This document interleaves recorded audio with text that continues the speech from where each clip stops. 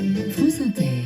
Hélène Philippe pour le journal. Bonsoir Hélène. Bonsoir à tous. Plus aucun prof en dessous de 2 000 € par mois. Emmanuel Macron sort le chéquier pour les enseignants dans l'Hérault aujourd'hui. Deuxième déplacement en 2 jours pour le président. Les manifestants tenus à distance. Cette fois, les œufs et les casseroles, dit-il, c'est moi, c'est pour faire la cuisine. L'actualité, c'est encore la fusée qui doit permettre à l'homme de retourner sur la Lune, celle d'Elon Musk, Starship. Elle a explosé quelques minutes après son décollage, mais l'entreprise ne le voit pas comme un échec. La photo de l'année nous replongera dans l'horreur du siège de Marioupol en Ukraine, image de cette femme enceinte évacuée de la maternité après son bombardement. À Strasbourg, l'archevêque démissionne après une inspection du Vatican. Nous retournerons aussi au procès Copernic. Dernières heures de procès, la perpétuité requise pour l'accusé. Dans les jardins d'Île-de-France, si vous avez des poules, ne mangez pas leurs œufs. C'est une alerte de l'ARS. Et puis l'illustrateur Benjamin Lacombe s'expose dans le Pas-de-Calais. Et c'est à ne pas manquer. Et au téléphone sonne Fabienne. Eh bien ce soir on parle de cheveux et de poils, figurez-vous, pour accompagner une exposition formidable au musée des arts décoratifs. Les cheveux, les moustaches, les barbes, les postiches, les poils sous les bras, les poils de poitrail, les poils pubiens, ce que l'on monte, ce que l'on cache, le poil politique qui dit qui on est, le poil social, les modes, les convictions. Nos poils et nos cheveux parlent de nous. On veut vous entendre au 01 45 24 7000.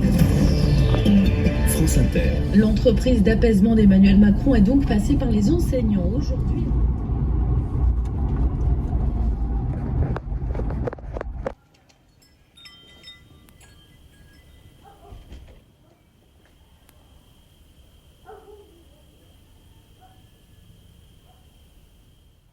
Ah bah oui, oh, pas toujours, hein, il y a toujours il y a un CADA ici, il y a toujours d'Ukraine, là, il y a eu énormément de familles qui sont venues ici. C'est l'église évangélique, beaucoup qui les avaient fait venir ici. Et puis, oui, c'est tradition d'accueillir. Ouais. Et ça reste quand même un petit peu... Il n'y a pas d'opposition des Chambonnais. On dit pas, ouais, ceux-là, ils viennent nous bouffer leur pain ou je sais pas quoi. Voilà. Certainement pas. C'est plutôt le genre à offrir du pain. Oui, voilà, c'est plutôt ça, oui. Même, il y a plein de maisons qui ont été... dont des résidences secondaires qui ont été prêtées à des Ukrainiens en attendant que leur... Étonnant. Ouais. Ah oui, ça... C'est merveilleux.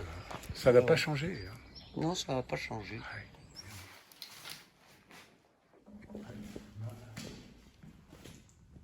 J'étais élève de ce collège. Je venais de temps en temps dans cette bibliothèque. Je m'asseyais et je regardais les livres. Je suis tombé sur un livre très différent des autres. C'était un livre de science-fiction. À l'époque, ça se lisait très peu. Et l'histoire m'avait totalement fasciné, au point que je ne l'ai jamais oublié, ce livre, et qu'il a été à l'origine de mon amour de la science-fiction. Et je l'ai cherché pendant plus de 50 ans. À la Bibliothèque nationale, française, suisse même. J'ai tout essayé pour le retrouver sur Internet. Et j'ai jamais pu mettre la main dessus.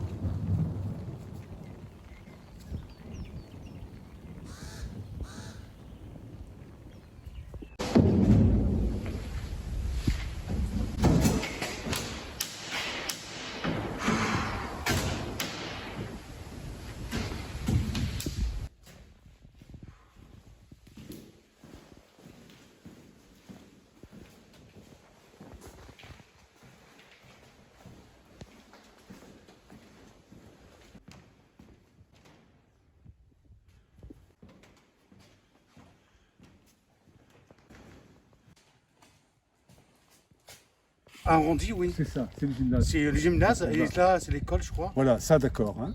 Et après, il y a le restaurant et...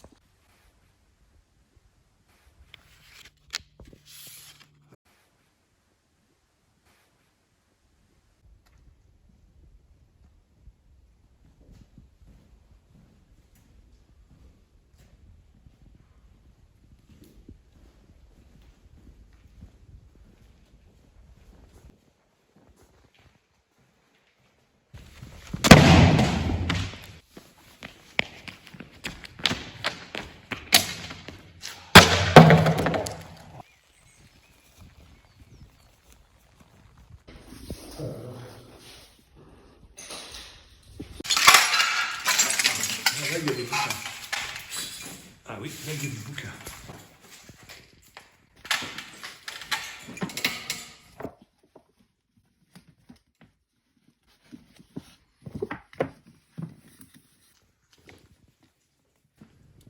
Alors, des romans.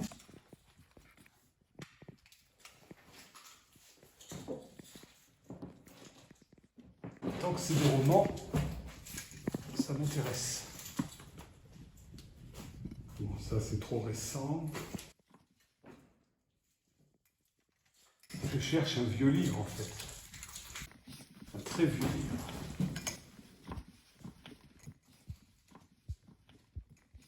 Alors, ça pourrait être ça. Non, Napoléon.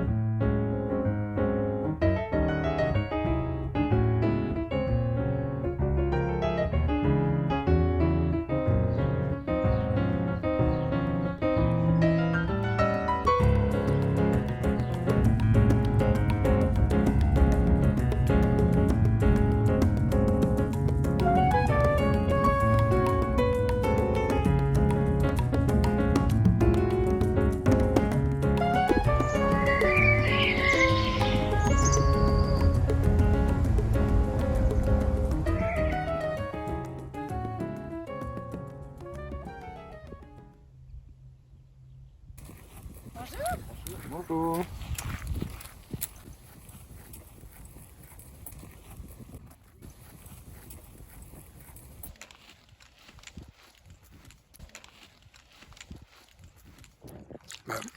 Je pense que c'est une liberté d'écrivain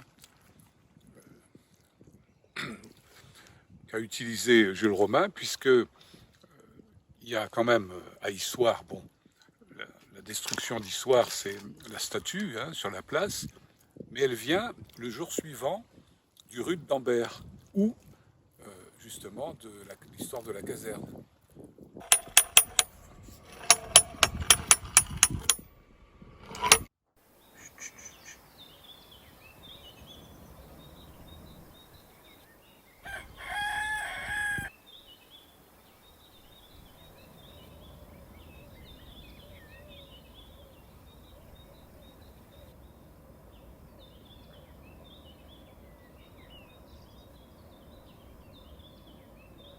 Lui au pas gymnastique. Les autres, se frottant les yeux, redressant leur képi, bouclant leur ceinturon, accrochant une cartouchière, se disposent sur 2 rangs à la hâte. Le sergent vocifère. Garde à vous, arme sur l'épaule droite. Broudier intervient d'un ton bref. Pas de bruit, pas de sonnerie. Je désire le plus grand silence. Personne, vous m'entendez, personne, ne doit être réveillé ni averti d'aucune manière avant l'arrivée des officiers supérieurs. Jusqu'à maintenant, tout allait bien. Et d'un seul coup, ça s'est effondré.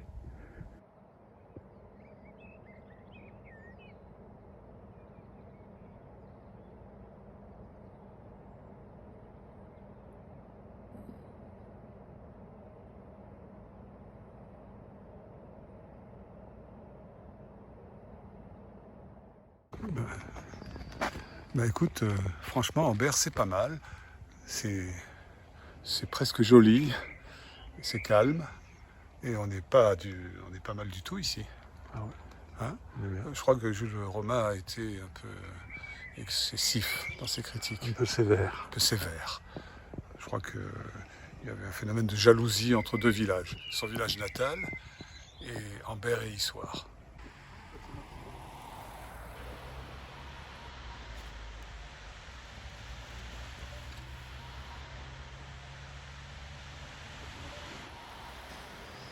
C'est une bassine pour Monsieur Carnavin? Oui, c'est une bassine pour Monsieur Carnavin qui portera tous les maux sociaux. Nous, c'est les locaux côtiers et l'unipop, on met ça en place. Ça, c'est sa tête. Et là, il y a...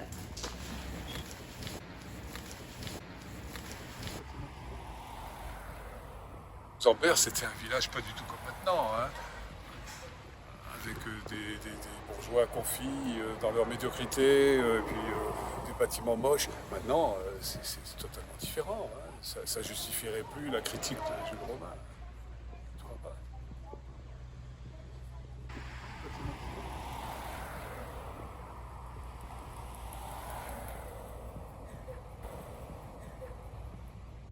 Ils étaient contents d'être 7 bons copains. Ils étaient contents d'avoir agi ensemble.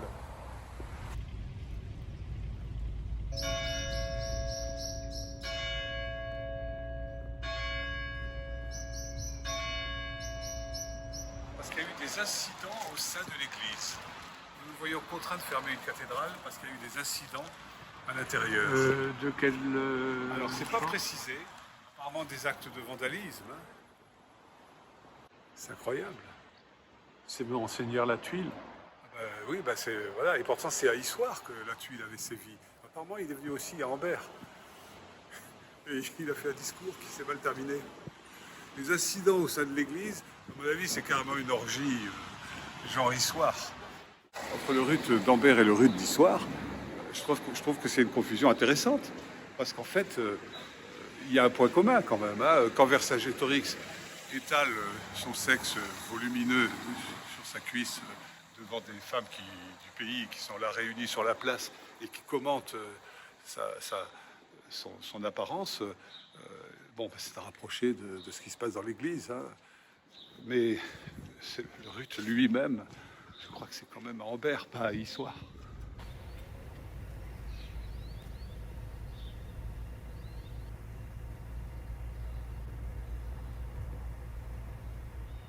Alors oui, c'est là le lieu du délit.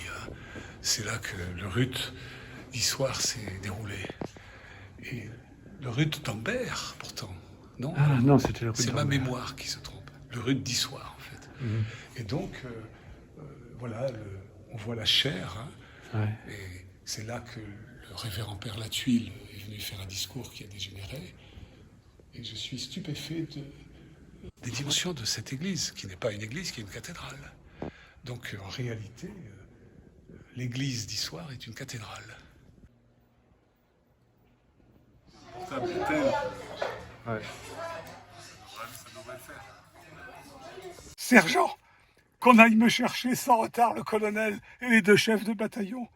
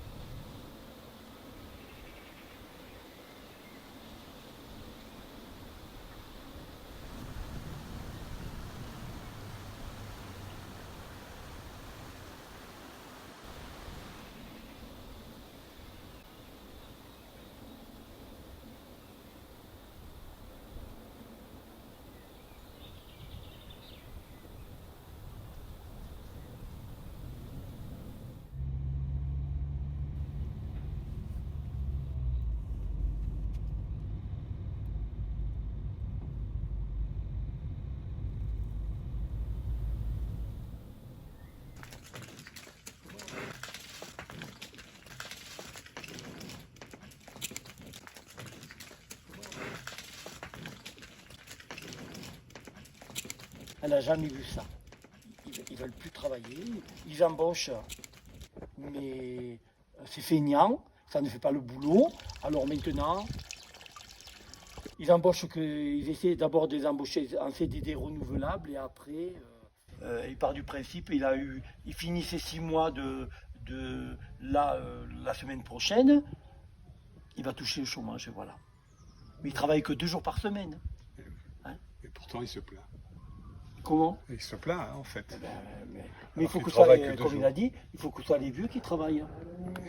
L'autre fois, à Noël, j'étais là, je l'ai croisé, mais je ne l'avais jamais vu, et je l'ai croisé, et puis j'ai dit à ma soeur, il a failli m'accrocher tellement... Moi, je roule vite, mais quand je n'ai pas de visibilité, bon, c'était dans le bois de pin, c'est moi qui montais. Une furie. C'est moi qui avais le caniveau, lui, il est passé comme une fusée. Puis j'ai dit, avec ma soeur, on a été le lendemain voir le mec des chèvres, puisqu'il travaille là-bas. Je lui ai dit, tiens, hier j'ai vu Léon, c'est tout ça. Tu lui diras que la priorité, d'abord il faut apprendre le code de la route, et c'est celui qui monte qui est prioritaire, en fait. Ça. Vrai, alors il lui a dit, puis il lui a répondu, le jeune lui a répondu, ouais, mais c'était un vieux. Ah d'accord. En parlant de moi. Ça tue la discussion, hein, plus la peine de discuter.